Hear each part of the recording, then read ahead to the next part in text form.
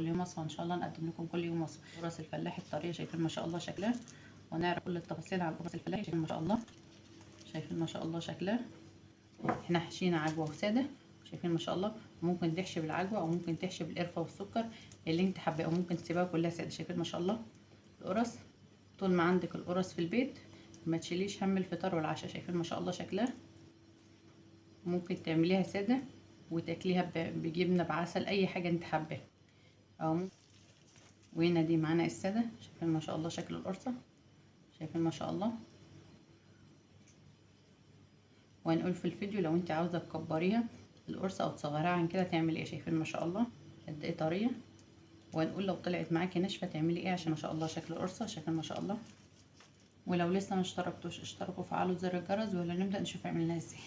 ودلوقتي عشان نعمل القرص الفلاحي معانا كيلو من الدقيق. احنا نقول المكونات واحنا شغالين. معانا كيلو من الدقيق، انا نخلته الاول قبل ما احطه في البوله. ممكن تشتغلي في العجان، بس هو كيلو دقيق فانا هعمله على ايديا ان شاء الله. كله معلقه من الخميره، بسم الله الرحمن الرحيم، ونص معلقه صغيره من البيكنج باودر، ورشه من الملح، 3 معالق كبار من السمسم انا محمصاه. حطي شمر وينسون اللي انت حابه تحطيه، ان كان سمسم او شمر او ينسون، او ما تحطيش خالص. ومعايا هنا 5 معالق من السكر، بسم الله. وممكن تقللي كميه من معلقتين ل5، وممكن تزودي عن كده لو انت حباها مسكره اكتر. كده 5 معالق يبقوا مظبوطين معايا ان شاء الله. وبعد ما حطينا كل المواد الجافه نقلبها كده مع بعضها كويس. والخميره، معلقه الخميره معانا حوالي من 5 ل7 جرام من الخميره، بسم الله. ومعانا كوبايه من السمنه البلدي، بسم الله الرحمن الرحيم. هي السمنه اللي معايا دافيه. هنا معايا ربع كوبايه من الزيت، بسم الله. يعني هنا المواد الدهنيه معايا كوبايه وربع. ممكن كوبايه وربع تخليهم كلهم سمنه بلدي، وممكن تخلي نصهم سمنه ونصهم زيت، بس ما ينفعش تخليها كلها زيت. والافضل طبعا ان هي تبقى سمنه بلدي. زي ما احنا شايفين هنبس العجينه كده، زي ما احنا شايفين هنبس العجينه بالسمنه كده الاول، تتبس معانا لحد ما توصل زي حبات رمل المناد دي كده. دي كده عشان تعملي احلى قرص فلاحي كده. زي ما احنا شايفين اهم حاجه تبسها كويس. بعد ما بسينا الدقيق كويس كده بالسمنه، احنا شايفين ما شاء الله. انا معايا كوبايه ونص من الرايب، وممكن لو مش موجود رايب تستعملي حليب، او ممكن حليب على زبادي كده. زي ما احنا شايفين الموجود استعملي. انا مش هحطها كلها مره واحده، انا هحط واقلب واشوف هتاخد معايا قد ايه. بعد ما حطيت كوبايه ونص من الرايب لقيتها لسه محتاجه معايا حوالي ربع كوبايه من الميه، بسم الله الرحمن الرحيم. ربع كوبايه من الميه كده هي مظبوطه معانا. بس انا بحب احط لها فانيليا وانا نسيت احط في الاول، بسم الله. هضيف لها فانيليا كده. وهنا كده زي ما احنا شايفين بعد ما قعدنا نعجن في العجينه حوالي 5 دقايق زي ما احنا شايفين كده. احنا بنعجنش فيها كتير، احنا مش عاوزين لها عرق زي العيش او الفطير زي ما قلنا، لان احنا ما بنفردهاش. احنا شايفين كده خلاص جاهزه معانا.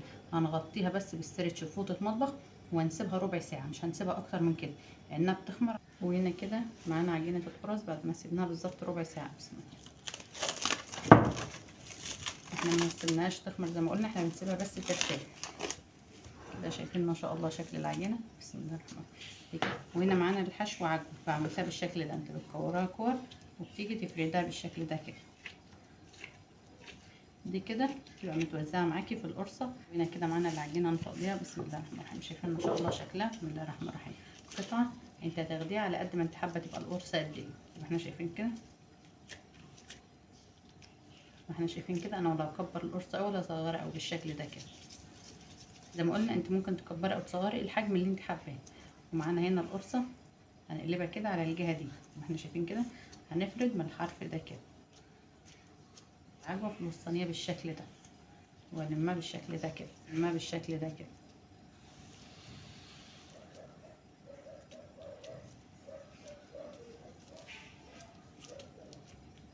بالشكل ده زي ما احنا شايفين كده. وهنحطها في الصينيه. الصينيه مش مدهونه اي حاجه كده زي ما احنا شايفين. هنحطها كده زي ما احنا شايفين كده. هنضغطها بس ضغطتين وزي ما قلنا ممكن تتحكمي في ان هي تبقى كبيره او صغيره في حجم التقريصه اللي هتاخديها. هنعمل كمان واحده مع بعض، واحده هنا كده مع بعض، وهي هنا كده. هنحطها هنا كده، احنا ما نسيبهاش ترتاح ولا حاجه. احنا هنحط فيها العجوه او هنحطها في الصينيه لو هنعملها ساده، وبعدها نحطها في الصينيه ونسيبها ترتين العجوه بالشكل ده، ونقفل عليها بالشكل ده كده. انت لو حاطه العجوه قطعه مش هتبقى معاكي مفروده بالشكل المظبوط ده. كده اسهل طريقه ان العجوه تبقى مفروده معاكي. وكده قفلناها كويس، هنقلبها على الجهه دي كده وهنحطها هنا كده ونضغط عليها كده كمان مع بعض اهو. هنسيبها ساده قطعه العجين، نلمها من هنا كده، نحاول نقفلها كويس. ممكن تلفها بين ايدك كده، بين ايديكي بالشكل ده كده، وهنحطها هنا في الصينيه زي ما احنا شايفين كده. مش هنعمل حاجه غير ان احنا هنضغط عليها بالشكل ده كده زي ما احنا شايفين. فردناها بالشكل ده كده. دي كده الساده. ممكن انت لو عامله ساده ومحشي تعملي فيها فتحات عشان تعرفيها. وهنشوف وهنخلص بقيه الكميه بنفس الشكل ونرجع نشوفها مع بعض ان شاء الله. وكده زي ما احنا شايفين ما شاء الله، شايفين هنا ما شاء الله. دي كده القرص بعد ما خلصناها بالشكل ده، شايفين ما شاء الله. كده خلاص القرص بقت جاهزه معانا. وطبعا هي لسه ما خمرتش معانا، فاحنا هنسيبها زي ما هي كده وهنغطيها. انا في الشتاء بقوم عاملاها اخر السهره، يعني حوالي الساعه 12 واحده، واقوم سايباها على الصواني كده على رخامه المطبخ. وتاني يوم الصبح وانا قايمه البس الولاد للمدرسه اسوي فيها، عشان احنا في الصيف فالعجينه ما بتاخدش معانا وقت في التخمير، فهنسيبها من ساعه لساعتين، وممكن توصل معاكي ل3 عادي زي ما احنا شايفين كده. وهنسيبها ونرجع نسويها مع بعض ان شاء الله. وهنا كده زي ما احنا شايفين ما شاء الله القرص ما سيبناها ساعتين. وزي ما قلنا لو احنا في الشتاء بتسيبها وقت اطول.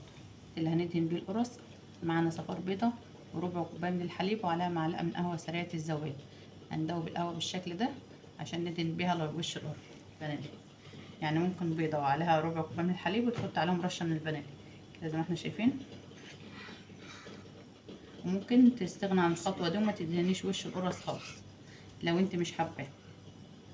وكده بعد ما خلصنا بالشكل ده هنحط كده على الوش سمسم وحبه البركه ما احنا شايفين كده. وممكن تحط سمسم بس، وممكن زي ما قلنا في الاول خالص تستغنى عن الخطوه دي. حطينا السمسم وحبه البركه بالشكل ده كده خلاص بقت جاهزه معانا ان احنا ندخلها الفرن. انت لو هتسوي في فرن البوتاجاز او فرن الكهرباء، هتشغلي الفرن يسخن وتخليه على درجه حراره 190 او 200. هتاخد القرص معاكي حوالي ربع ساعه. ولو هتسويها في الفرن الغاز، لو فرنك حامي هتخليه اقل من الوسط، لو فرنك ناره هاديه هتخليها وسط على حسب فرنك. وانت هتبقي شايفاه. ومن فوق بتبقى نار هاديه خالص، يعني الجناب بتشغليه هادي خالص، ومن تحت بتخليه وسط او اقل من الوسط على حسب درجه حراره فرنك. وانت بتفضلي جنبها القرص ما بتمشيش وتسيبيها، تخليكي جنبها عشان تديري الصينيه عشان ما تتلدعش من الحروف كده من النار. وهنسويها ونرجع نشوفها مع بعض ان شاء الله. ما شاء الله كده زي ما احنا شايفين ما شاء الله. بعد ما القرص طلعت معانا من الفرن شايفين ما شاء الله شكلها. دي خدت معانا في الفرن حوالي ربع ساعه، يعني بتقعد معاكي في الفرن من 10 دقايق لربع ساعه. وبعد ما طلعت انا غطيتها بالملايه السرير اللي انا كنت مغطيها بيها وهي عجينه، وسبتها نص ساعه عشان تبرد. وانت لو حسيتيها ناشفه معاكي بتقومي رشه عليها رشه ميه ومغطياها بفوطه او ملايه سرير، اي حاجه يعني موجود عندك هتغطي بيها عشان تطلع معاكي بالشكل ده. شايفين ما شاء الله. دي التسويه من تحت ومن فوق شايفين ما شاء الله.